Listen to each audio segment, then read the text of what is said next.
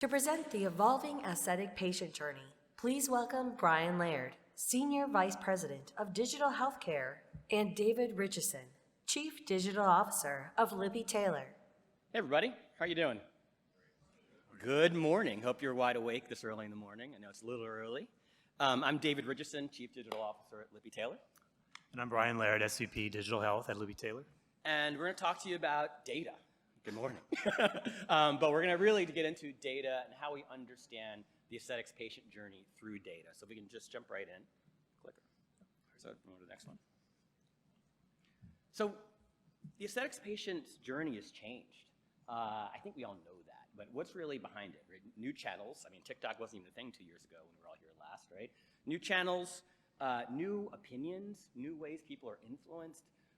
New attitudes in both, and you're going to see that very much in the different personas we're going to look at, and then just in general, a whole new way of people making decisions. So we're going to look at that. What we did was we conducted an analysis of the aesthetics conversation.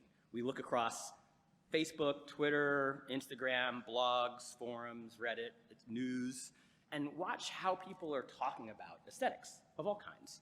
And then we actually take that and distill that down to turn that into meaning. The methodology, for anyone who's like kind of a wonk and wants to understand how we do it, is we actually pull the text out of the social listening tools like BrandWatch. But then we actually look at a volumetric analysis. We look at a cluster analysis. So how are these conversations naturally clustering? And then who are the natural clusters of individuals? And how do we sort of define them as personas? And get to know a little bit more about them and how they're making their decisions. That's where this is coming from. And so once we did that, we identified 3 key personas. There's this thoughtful Gen Xer, who is kind of, more my generation. Oh, sorry, thoughtful Gen Xer, who's more my generation, who really likes to do things on their own and is more intellectual about their decision, more making a rational decision, more, and you'll see that as we go a little bit deeper into her. She's really inventive, curious, outgoing. Then there's almost the opposite side of the spectrum. There's the fashionably daring millennial. So this person is much more emotionally based, more sort of impulsive, more just like, I want to make a change. And we see, she's a risk taker, but a little shy and nervous and self-conscious as well. So we have to reach her a different way. She's very sensitive. And then the last one is almost like a mix between those two. It's like a healthy millennial on a budget. She wants the confidence, she wants to make a change, but she also needs to have all answers or questions answered first. So it's not going to be as impulsive as that other audience, but she really, you're going to have to reach her on both the emotional and the psychological levels. So we can jump in, and Brian will talk us through it. Yeah, so what we're really seeing in the data is how they're acting digitally and socially. Not just pulling where they frequent the most, but really what drives them on their digital journey through their aesthetics journey. So the thoughtful Gen Xer here, she's going to be a little bit on the platforms which kind of maybe skew a little bit older. Twitter, Facebook. She's still going to be on Instagram. She's looking for her health information across places like Healthline and Medscape. She's a big user of Real Self. She gets her dermatology information from Real Self, the Derm Times, and she also follows some aesthetics blogs, Glow Day and Med Spa. So she is on the digital journey in a very unique way to really what suits her interests and her lifestyle. She's being the financially responsible Gen Xer, she is going to be interested in topics that lean more in towards entrepreneurship and investment. She's going to stay along stories along those lines. And she's listening to influencers across the space from Warren Buffett to Rachel Zoe. So we know that she's on this digital journey, and we know that those are her interests here. And we also want to understand what drives her. So the types of questions she's asking are much more rational, right? Is this procedure permanent? Is it expensive? What can I expect? She wants to know ahead of time what's going to happen. And you're going to see it's very different than other audiences. And then how long does this procedure take? And then we also look at the key moments that are correlated to when she's talking about aesthetics. And in this case, it's, she's feeling a little down, and then she's literally talking about feeling down and then aesthetics as a potential solution in a way. Of course, not liking wrinkles and aging skin, but friends and doctor recommendations are very, very important to this audience. And you'll see it's not as important to other audiences, but this audience holds that very high. And we kind of see them along, any consumer along the sales funnel journey, right? Everywhere from awareness to advocacy and repeat customers. So with our Gen Xer, she's going to start her search her journey with Google search. She's going to go to Real Self. She's going to read reviews. She's really going to educate herself where she feels that she's going to get the most valuable information, even leaning into places like Twitter for information. When she moves into the next phase, she's going to really lean into her online friend community, maybe get some recommendations, maybe could even be a doctor recommendation.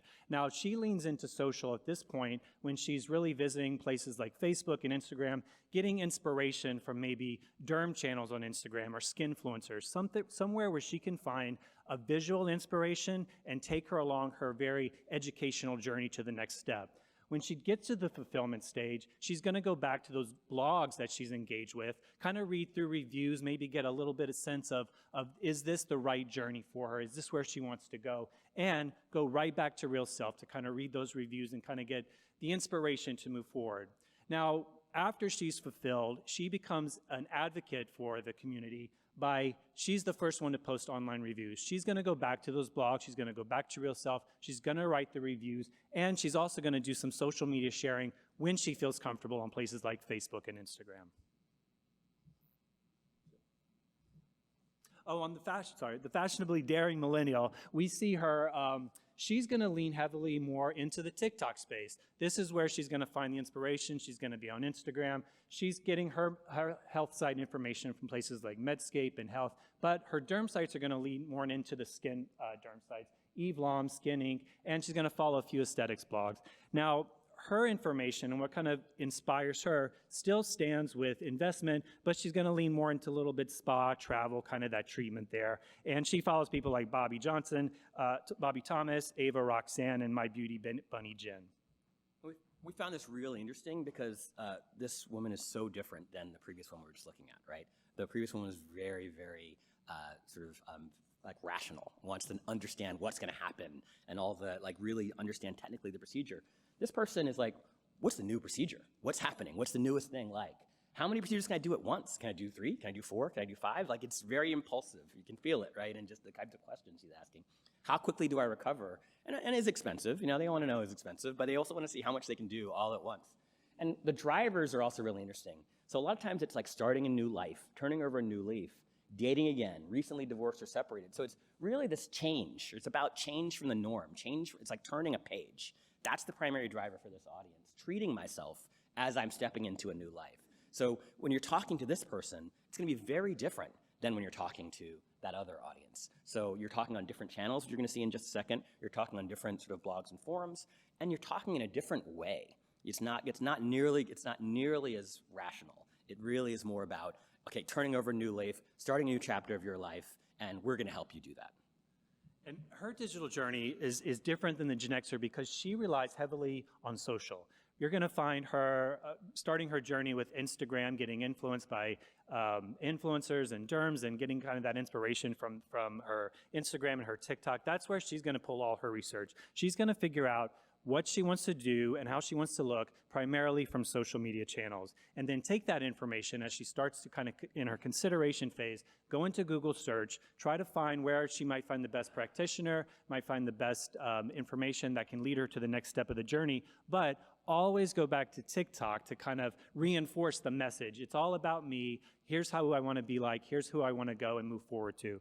When she reach the fulfillment stage, she's going to keep leaning heavily into social, and she's going to kind of pepper that in with Google search until she finds exactly where she wants to go and what she wants to do. Now, being the me generation and kind of wanting to all be about her, she's going to go right to social media and share her results. She's proud of what she's done, and she wants to put it out there on TikTok, Instagram, and get that praise and that and be that influencer to her followers as well. So heavily social for this persona.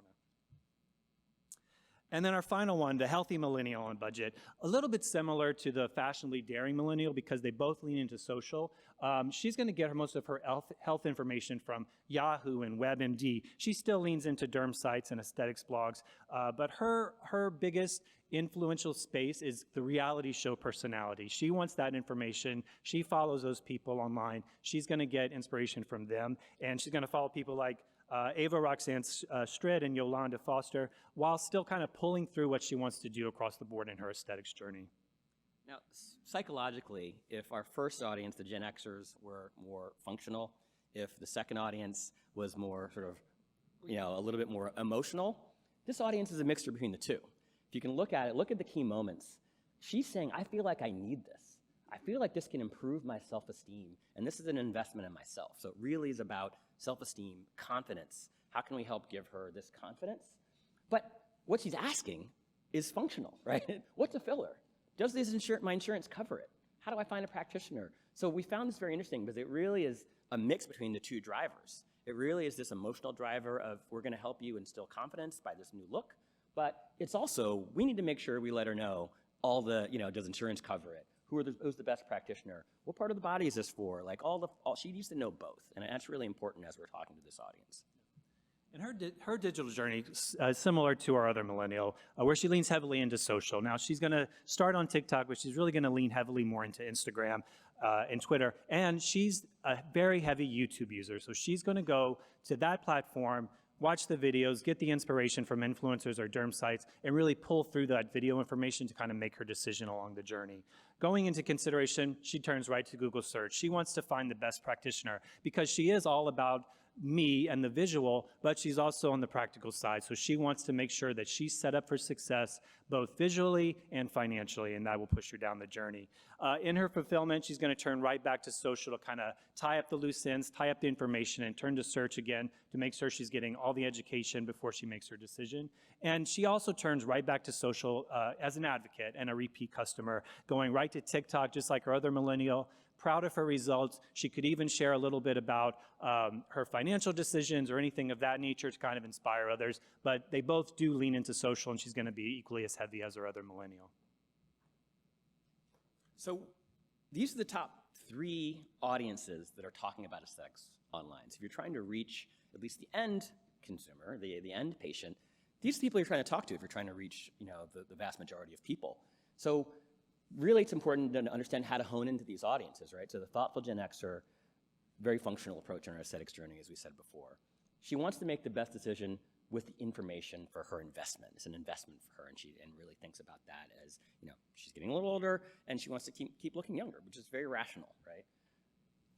Fashionably daring, millennial, opposite. Emotional approach on her aesthetics journey. What can I do now? And it's very much about now. Her journey, the journey for the first audience may be 6 months. The journey for the second audience may be 1 month. It's like it really is probably going to be, it's much more about what can I do now to make myself feel better. And it's how can I turn the page on like an old portion of my life, whether that's an old date, an old job, how can I really turn the page? And that third audience is really, like we said, a mix between those two. Takes a functional and emotional approach on our aesthetics journey. I want this for me, and I want to improve my confidence. But you have to explain this to me so I can make the right decision. So her journey may be probably in terms of duration in between those two. It's not going to be as fast as the second one. It's probably not going to be as long as the first one, but it's going to be somewhere in the middle. And you just need to make sure you're actually intersecting these people on the right channels with the right types of information in the right tone. As you can imagine, it's a very different tone as you're talking to each one. And that's really, at the end of the day, if we go to the next slide, what digital strategy is about, right? It's about really understanding where these audiences are, understanding where we can reach them, but not just where we can reach them in general, where we can reach them where they're thinking about these challenges, where they're actually thinking about aesthetics, and then reaching them, answering the questions they have, but answering them in the tone that they need to be answered in. And that's really important, the tone. So are they looking for confidence? Are they looking to make a change in their life and turn a new page? Or are they looking just to move forward in their career and keep looking young? Those are all very different angles. Are they functional or are they emotional? And those are the types of things we need to understand as we're really trying to reach people. And then who's influencing them on what blogs, what channels, what people. And that's what we do at Lippe Taylor. We take everything we do takes this digital first approach to understand where these audiences are and how we reach them. With that, I'm going to say thank you.